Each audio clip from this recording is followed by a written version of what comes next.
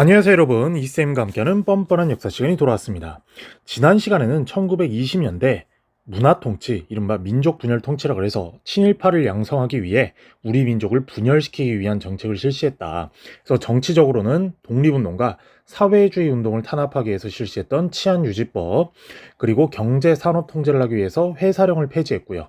거기다가 우리나라 자본을 일제가 더욱더 지배력을 강화하기 위해서 실시했던 신은행령, 그리고 제일 악랄했던 일본의 쌀 산업 구조를 증대시키기 위해서 실시했던 산미증식 계획, 그리고 2차 조선 교육령으로 빛 좋은 개살구를 위한 정책이었다. 즉 한마디로 계속해서 우리 민족의 단결력을 약화시키고 친일파를 양성하기 위한 정책이었다라는 것을 배웠습니다. 이번 시간에는 이제 1930, 40년대 바로 민족말살 정책에 대해서 배워볼 건데요. 민족말살 정책과 관련해서 선생님이 관련 사진을 준비해봤습니다. 자, 보면은 일제 민족말살 통치라고 해서 이렇게 6가지의 그림을 선생님이 준비했는데요. 한국신민 서사암송이라고 해서 우리는 대일본 제국의 신민입니다 라고 외치고 있죠. 선생님 초등학교 때만 하더라도 일제 잔재의 하나로서 선생님도 어렸을 때 이런 비슷한 걸 했는데, 나는 자랑스러운 대한민국의 남자로 태어나 조국과 민족을 위해 뭐 어쩌고 저쩌고, 이런 것들이 다 일본의 잔재였는데, 우리가 나중에 현대사 파트 민주화 정부 김영삼 정부 할 때 역사 바로 세우기라는 정책을 통해 일제 잔재를 다 청산하게 됩니다. 그것도 그러면서 파생된 거라고 여러분이 알아두시면 되겠고요. 그리고 두 번째는 신사참배인데, 도쿄 궁성에 있는 일본 천황을 향해서 목례를 하고 절을 하는 그런 것들이 신사참배였고, 세 번째 일본식 성명강요라고 해서 창씨 개명이라고 하는 거죠. 우리는 지금 이병헌, 조인성, 황정민 이런 이름을 갖고 있는데, 가스이 시스루, 그 다음에 기타사키 하우스 뭐 이런 식으로 일본식 이름으로 바꾸는 거. 그리고 1930년대가 되면 일본이 전쟁한다고 아주 발악을 합니다. 그러면서 병사가 필요하니까 우리나라 사람들을 강제적으로 징병하는 강제 징병. 그리고 전쟁을 하다 보니까 물자가 많이 필요하겠죠. 총알 만들거나 총 만들거나 쌀 이런 녹그릇까지 다 뺏어가고, 거기다가 우리나라 사람들을 아예 일본화스럽게 아예 가스라이팅을 제대로 하기 위해서 일본사와 일본어 사용을 강요해요. 즉 한국어 사용을 하면은 그대로 탄압하는, 그래서 일본어 사용을 강요하는 등 이렇게 6가지 정책을 핵심적으로 했던 시기가 오늘 배우는 일제 민족말살 통치다라는 것을 알아두시면 되겠습니다. 다시 본 텍스트 넘어가면요. 자, 바로 첫 번째가 병참기지화 정책입니다. 이 병참기지화 정책의 배경을 보면 1930년대 이후 침략전쟁 규모 확대되면서 일제는 우리 한국을 그냥 전쟁 물자와 인력을 공급하는 병참기지, 한마디로 군수창고로 설정을 했다라는 이야기예요. 왜? 아까도 말했듯이 전쟁을 계속해야 되니까 찍어내는 공장이 필요했다라는 거예요. 그래서 우리 한국 한반도를 군수 공장으로 낙점을 했는데, 그 첫 번째로 실시한 게 바로 뭐냐? 남면 북양 정책이라는 거예요. 남부엔 면화를, 북부엔 양을 사용해서 공업 원료 증산 및 확보하는 것인데, 이 말인즉슨 북부에는 군수산업 중심의 중공업을 양성하고 남부에는 소비재 중심의 경공업을 양성해서 한반도를 원료 공급지로 설정하는 거예요. 그러면서 나중에 남북 한의 균형 있는 경제 발전에 저해를 하는 정책의 일환으로서 초래를 했다라는 거고요. 두 번째는 금속, 기계, 중화학공업을 육성한 한마디로 식민지 공업화예요. 이것도 일본인들이 기업을 경영하는 데 있어서 유리한 환경을 조성하고 일본 자본가들에게 조선 투자를 권유해야, 말이 권유지 거의 강압적으로 조선에 너희 돈 많은 부자들 조선에 빨리 투자해서 조선을 공정화 시스템을 완성해라 라는 일종의 압박이었다라고 할 수가 있어요. 그래서 일본, 조선, 만주를 잇는 N블록권의 경제권을 추구하면서 조선 공업화 정책을 실시해 나갔다. 그리고 더 문제가 있는 건 무엇이냐면 바로 농촌 진흥 운동이라고 해서 농촌을 통제하고 소작쟁이를 억제인데, 이 소작쟁이가 뭐냐면 일종의 데모, 스트라이크, 파업이야. 일제가 일은 일대로 부려먹고 임금을 제대로 안 주자 농민들이 파업을 일으키는데, 전쟁 중에 식량을 계속해서 생산해서 군대 식량으로 보내야 되잖아. 그런데 농민들이 파업하면 돼요, 안 돼요? 안 되니까 농촌을 통제하고 소작쟁이, 파업을 억제해서 식민지 지배 체제를 안정화시키려고 한 것이지, 결단코 말 그대로 농촌 진흥 운동이라고 해서 우리나라 농촌에 뭔가 도움을 주려고 했다라는 건 아니에요. 이 실질적으로 농촌 진흥 운동은 관제 농민 운동으로서 농민들에게 긴축 생활을 강요를 해. 거기다가 니네가 돈 절약하고 아낀 거를 군대, 국가에 헌납해라. 그래서 국가가 잘 되면 나중에 이익을 배당해 줄게. 뭐 이런 말도 안 되는 개소리를 늘어났다라는 겁니다. 그래서 결과적으로 보면 일본의 자본 투자 확대를 해서 중화학공업, 마루타 부대라고 들어봤죠? 731 부대, 그리고 광업에 자본을 집중하게 해요. 그래서 이런 식으로 키우게 되는데 관련 사료를 보면 저기 보이죠? 조선 총독의 대륙병참 기지에 관한 훈시, 즉 조선 총독이 이른바 그 정책을 하는데 표방을 한 거야. 그래서 군수 물자를 공출하라니까 우리나라에서 군수 물자를 많이 만들어내는 공장으로 찍어내서 일단은 군수 물자를 공급하는 게 제 우선이고 조선 산업 분야를 다각화하며 특히 군수 공업 육성에 역점을 두어야 한다. 즉 계속해서 말하지만 우리나라를 그냥 공장으로 만들어서 계속해서 전쟁에 필요한 물자를 만들어내는 게 우리 한반도에서는 제일 필요한 정책이다라고 대놓고 훈시를 내리는 내용이 바로 병참기주화 정책의 내용이에요. 그래서 결과를 다시 돌아가 보면 아까도 말했듯이 한반도를 원료 공급지로 설정하고 공업 생산이 북부 지역 중심의 편제로 되다 보니까 지역 경제적 불균형을 초래했다라는 이야기예요. 즉 해방한 이후 북한이 우리보다 조금 더 잘 살아. 왜? 아까도 말했듯이 북부 지역에는 군수 산업 중심이라니까. 그래서 화력발전소, 수력발전소 이런 공장들이 많이 설정이 돼 있고 남해는 소비재 중심이야. 소비재 중심이다 보니까 이게 뭔가 격차가 확 벌어져서 해방 이후에는 북한이 우리보다 조금 더 잘 살았다라는 겁니다. 자, 여기까지가 민족 말살 정책의 첫 번째인 병창 기주화 정책인데 더 자세히 당시 관련 사진과 도표를 한번 보도록 할게요. 자, 옆에 보이죠?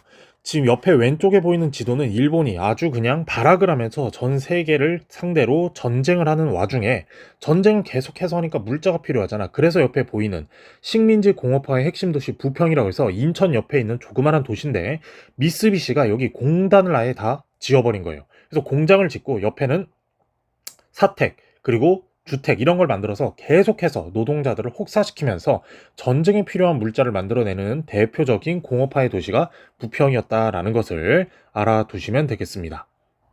자, 이제 민족말살 정책의 두 번째 정책은 바로 뭐냐? 황국신민화 정책이에요. 이 황국신민화 정책의 배경은 선생님이 계속 말했던 대로 일제가 침략 전쟁을 계속해서 벌이자 우리 한국인, 조선인들을 총알바지로 만들기 위해서 한 거라니까. 왜? 만주사변, 중일전쟁, 태평양 전쟁 계속해서 전쟁을 수행해야 되는데 전쟁을 수행할 군인들이 필요하잖아. 근데 일본인은 쓰기가 싫고 우리 조선인들을 총알바지로 쓰려고 그렇게 노력을 하면서 우리나라 죄송합니다. 한국인을 일본인스럽게 만들려고 했다라는 거예요. 그래서 우리 민족의 정체성을 말살하고 한국인이라는 아예 그런 정체성, 아이덴티티 이걸 말살하고 일본 국왕에 충성하는 백성을 만들기 위해 실시한 게 황국신민화 정책이었다. 그래서 만든 이론이 뭐냐? 바로 내선일체예요. 내선일체라는 게 뭐냐면 조선과 일본은 하나다. 다시 써볼게요. 내선일체.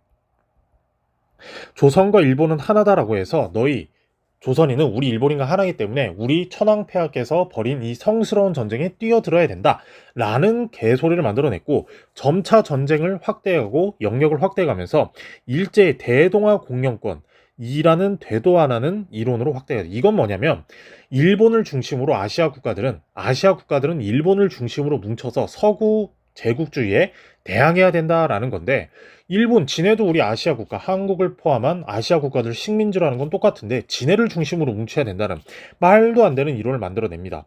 그래서 이거와 관련해서 내선일체에 대한 이 당시 어떤 생각을 갖고 있었냐면 자, 내선일체에 대한 소신이라고 나와 있죠. 그런데 이걸 말한 사람이 윤치호야. 아주 친일파인데 새로운 동아시아 건설의 가능성은 내선일체 완성에 달려있다. 즉 새로운 일본을 중심으로 하는 제국주의의 완성은 내선일체를 해야지만 된다라는 거예요. 그래서 한마디로 우리 조선인이 일본인과 똑같이 동양 건설을 위해 동등한 국민적 의무와 자격을 갖고 매진하도록 해야 된다. 이것도 새빨간 거짓말이라고. 왜? 말은 일본인과 동등하게 대우해주겠다고 하지만 결과적으로 전쟁터에 보내기 위해서 총알바지로 보내기 위해서 하는 거는 우리나라 사람들을 써먹기 위한 기만술에 지나지 않았다라는 겁니다. 이런 식으로 일본은 내선일체를 통해서 우리나라를 계속해서 우리나라 한국인만을 총알바지로 내보내려고 했고 이와 관련된 정책이 아까도 말했듯이 황국신민서삼송 계속해서 가스라이팅 하는 거야. 그리고 신사참배, 천황을 향해서 절을 해야 되고 일본어 사용을 하는 동시에 뭘 또 완전히 없애버리느냐? 창씨개명이라고 해서 아까도 말했죠. 이병헌, 조인성, 황정민, 이정재 이런 한국식 이름이 아니라 우리 한국인들의 혈통 중식 관념을 말살시키려고 했다는 거예요. 왜? 아빠가 이씨면 아들도 이씨, 아빠가 김씨면 아들도 김씨, 아빠가 박씨면 아들도 박씨인데 이렇게 이씨, 김씨, 박씨의 족보 개념과 한국인들의 정체성, 혈통 중시 이런 것들을 아예 말살시켜서 너네는 일본이니까 일본인이 수행하는 전쟁에 뛰어들어야 돼. 이런 식으로 굉장히 우리에게 가스라이팅을 했다라는 거예요. 거기다가 한술 더 떠서 사상 통제까지 강화를 하는데 1936년엔 조선 사상범 보호관찰령이라는 법을 만들어내요. 이게 뭐냐면 반일 사상을 탄압하는 동시에 조선인들을 감시하는 거예요. 왜?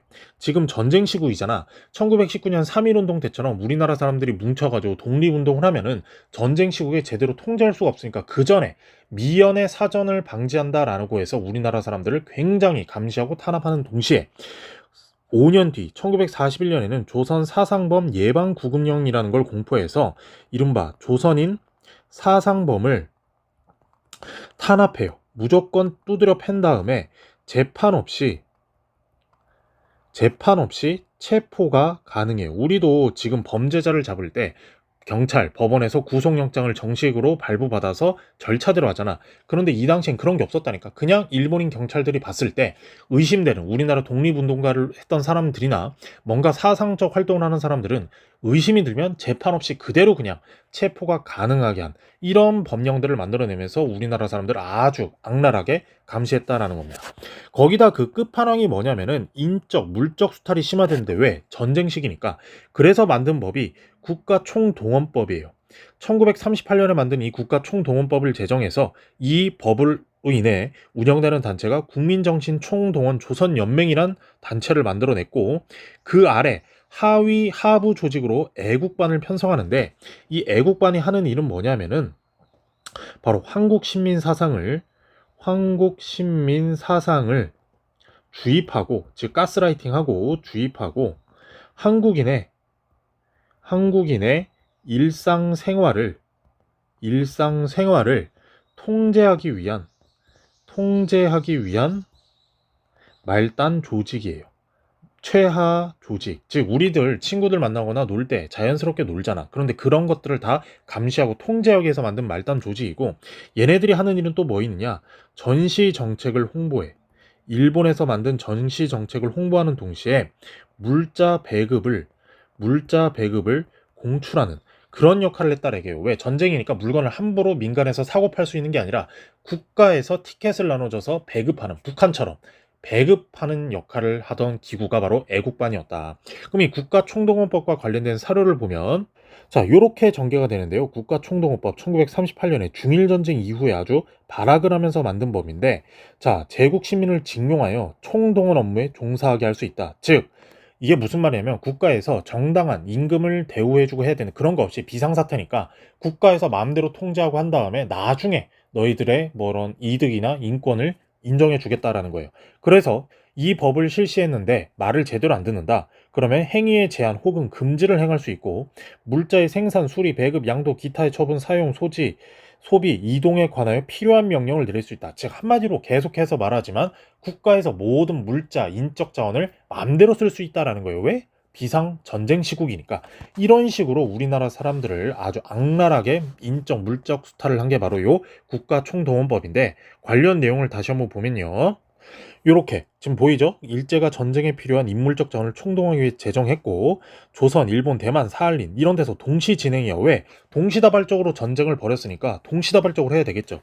그래서 국민징용령, 학도지원병, 징용제, 그리고 여성 정신근무령 이런 식으로 운영을 했으며 물적으로는 말 그대로 아주 물자 확보에 어려움이 증대되니까 산미증식 계획을 제기하고 조선직미 계획이라고 해서 전쟁 수행에 필요한 군량미를 확보하기 위한 거예요. 거기다가 미국 공출제, 식량 배급제, 쌀을 함부로 사고 팔 수 없고 국가에서만 오로지 나눠줄 수 있고 금속류, 전쟁에 필요하니까 총, 칼 이런 것들을 만들기 위해서 녹그릇, 유기그릇, 금속 이런 것들 다 공출해 간다라는 겁니다. 더 자세히 보면은 자, 아까 말했던 대로 먼저 물적 수탈을 말할 수가 있는데 군수품 조달 공장 건설이라고 해서 병창기지화 정책을 통해서 우리나라의 북부 지역에 군수 공업을 많이 했죠. 그리고 금속, 기계, 중화공업을 육성하는데 정말로 더 빡센 게 뭐냐면 산미 증식 계획을 재개해요. 이거 1920년대 정책이잖아. 1934년에 멈춰. 근데 중일 전쟁을 시작하면서 다시 실시하게 되고 아까 말했던 조선 증미 계획과 미국 공출제와 식량 배급제까지 실시했다. 또한 공출 명목으로 총칼을 만들어야 되니까 고철, 녹그릇, 수저, 게다가 제기, 유기그릇까지 수탈하면서 전쟁 물자를 만들어냈다라는 거예요. 그리고 이게 물적 수탈이었다면 이제 인적 수탈은 뭐냐? 지원병제야. 말이 지원, 내가 지원하는 거지 강제적으로 징병하는 거고 학생 지원병제로 해서 여러분처럼 중고등학생, 학교에서 공부를 해야 되는 학생들까지 강제적으로 군인이나 노동자로 차출했다. 그래서 국민징용령이라고 해서 노동자들을 거의 24시간 풀로 일을 시키는 거야. 그러니까 노동자들이 굉장히 힘들겠죠. 거기다가 더 심각한 문제는 여자 근로 정신대라 그래서 여자들도 공장에 노동자로 보냈고 제일 문제가 되는 게 일본군 위안부. 이 위안부란 뜻이 굉장히 나쁜 건데 위안, 위로하고 안락한 삶을 해준다. 누가? 여자들이 일본 군인을 위해. 그래서 쉽게 말하면 농촌에 있는 우리 가난한 한국인 여자들한테 돈 벌 수 있게 해주겠다라고 해서 강제로 데려갔는데 속된 말로 사창가에 다 팔아버린 거야. 그래서 우리나라 할머니들이 아주 인권이 유린되고 비참한 생활을 하신 곳이 일본군 위안부인데 선생님은 이 위안부란 표현보다는 성착취 피해자라고 부르는 게 더 명확하다고 생각을 해요. 어찌됐건 이런 식으로 인적 수탈도 심각하게 하게 되는데 여기까지가 병창기지화 정책의 일제 민족말살 정책의 병창기지화 정책, 한국신민화 정책, 사상통제, 거기다 인적 물적 수탈 심화, 국가총동원법을 제정한 요런 것들에 관한 내용이에요. 요 내용들을 선생님이 도표로 정리해 봤는데 도표로 정리하면 요렇게 도표로 정리할 수가 있어요. 민족말살 정책인데 중일전쟁 이후 일제 식민통치 정책의 방향이 바뀌어요. 그래서 민족말살, 우리 한국인들의 전통성 이런 관념을 말살시켜서 일본의 전쟁에 강제적으로 총알바지로 보낼 작전이었고 그래서 전시동원 체제를 강요해서 병창기지와 우리나라를 아예 군수창고로 만들었으며 인력과 물자를 수탈하는 게 심했는데 그게 바로 요 국가총동원법 때문이다라는 거예요. 국가가 모든 인력과 물자를 마음대로 비상시국가 우리가 일단 하겠다라는 걸로 해서 인력 수탈에서 보면은 징용이야. 노동자를 강제로 데려가는 거. 그리고 징병이야. 병사를 강제적으로 데려가는 거. 거기다가 일본군 위안부 여자 정신 근로대라고 해서 여자 근로 정신대라고 해서 이런 식으로 인적 수탈, 인권 유린하는 행위가 많았고 물자 수탈로 하기 위해선 전쟁 물자가 많이 필요하니까 특히나 식량, 쌀을 배급제해서 아까 말했던 애국반 이런 데서 통제를 했다라는 겁니다. 이게 민족말살 정책에 관련된 도표니까 여러분이 잘 보고 이해하시면 되겠습니다. 이제 마지막은 뭐냐면 자, 이제 식민지 교육 정책이에요. 먼저 1938년 3차 조선 교육령이라는 걸 만들어내서 학교 교육 내용을 일본인과 동일하게 규정해요. 계속해서 말하자면 이것도 내선일체의 일환인 거지. 한국인과 일본인은 교육과정이 이때까지 달랐는데 이제는 같이 교육을 배우니까 너네 일본인과 동일해. 그러니까 니네 우리 일본이 일으킨 성스러운 전쟁에 뛰어들어야 돼. 이런 식으로 가스라이팅을 계속해서 했다는 얘기고 더 무서운 게 뭐냐면 바로 국민학교령이에요. 이 국민학교령이라는 게 1941년에 만들어내는데 소학교의 명칭을 국민학교로 개칭한 거예요. 이 국민이란 뜻도 누구를 위한 국민이냐? 일본 천황에게 충량한 백성이 되는 국민을 만들기 위한, 즉 충성하고 선량한 백성이 되라라는 뜻으로 국민인데 실제 선생님도 입학할 때 요즘은 다 초등학교라고 그러죠. 선생님은 국민학교로 입학을 했어요. 국민학교로 입학을 1학년 때 입학을 했다가 3학년 때 아까도 말했듯이 1995년 김영삼 정부에서 실시한 역사 바로 세우기란 정책을 통해서 일제의 잔재를 다 청산한다라고 해서 국민학교란 이름을 초등학교로 전환을 했다라는 겁니다. 어찌됐건 이 1941년에 발표한 국민학교령은 한국신민 서사 암송을 계속해서 강요해. 즉 우리 학교에 가면 제대로 수학, 영어, 국어, 역사, 체육 이런 거를 교육시켜서 나라에 발전시킬 인재를 만드는 게 목적인데 이 당시의 국민학교는 한국신민 서사 암송을 강요한다니까. 즉 천황에게 충성하고 목숨 바칠 그런 국민을 만드는 교육만을 실시했기 때문에 별로 좋은 의도가 아니었다라는 겁니다. 그리고 2년 뒤 1943년에 4차 조선교육령을 만들어내는데 조선어가 이제 교육과정에서 아예 사라져요. 그래서 오로지 일본어 사용만 강요를 했고 일본사 교육을 강요해서 계속해서 우리 한국인들을 내선일체의 표방 아래 우리나라 사람들을 일본인스럽게 가스라이팅을 한 거예요. 거기다가 더 기가 차는 건 학교 교육을 전시 체제로 개편해서 군사 훈련을 실시해요. 이게 바로 학도 지원병제랑도 연관이 되는데, 여러분 부모님 세대나 선생님 부모님 세대 때는 중고등학교 때 무슨 시간이 있었냐? 정규 수업 시간에 바로 교육 훈련이라는 시간이 있었어요. 이걸 줄여서 바로 교련이라고 하는데, 여러분 졸업 앨범 찍을 때 얼룩말무늬 교복 이런 걸 입고 찍는 친구들 있죠. 바로 그 교련 시간에 입는 복장이 바로 그 얼룩말무늬 교복이에요. 그래서 남학생들은 총칼 훈련, 총 쏘는 법을 배우고, 여학생들은 압박분대법, 그리고 지열법 이런 걸 배워서 다 교육 훈련을 통해서 학도 지원병제로, 즉 학생들을 군인으로 보내려고 했다라는 거예요. 그래서 이게 얼마나 악랄했는지 관련된 사료를 보면은, 아까도 말했죠. 국민학교 규정이라 그래서, 즉 특히 국채에 대한 신념을 공고해서 한국 시민이 라는 자각에 철저하게 하도록 충량한 한국 시민의 자질을 얻게 하고 내선일체 신의 협력에 미풍을 기르는 것, 즉 국민학교령은 이 아까도 선생님이 말했듯이 충량한 천황에 충성하고 목숨 바칠 국민을 만드는 데 목적이었다라는 거예요. 그러면서 아까 말했듯이 학교 교육을 전시 체제로 개편해서 군사 훈련을 계속해서 실시하는, 왜? 전쟁터에 보내야 되니까.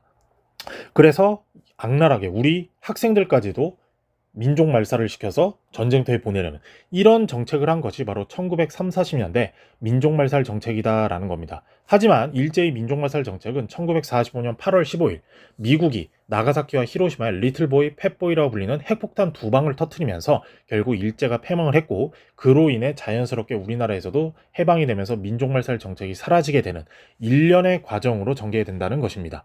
자, 이번 시간에는 이렇게 일제 민족말살 정책에 대해서 배워봤고요. 이제 다음 시간부터는 우리나라의 독립운동, 무력을 동원해서 독립을 투쟁해야 된다는 무장투쟁, 아니다, 실력을 키워서 독립을 해야 된다라는 실력양성운동, 요 독립운동사 전개로 나갈 것입니다. 그래서 오늘 수업은 여기까지고요.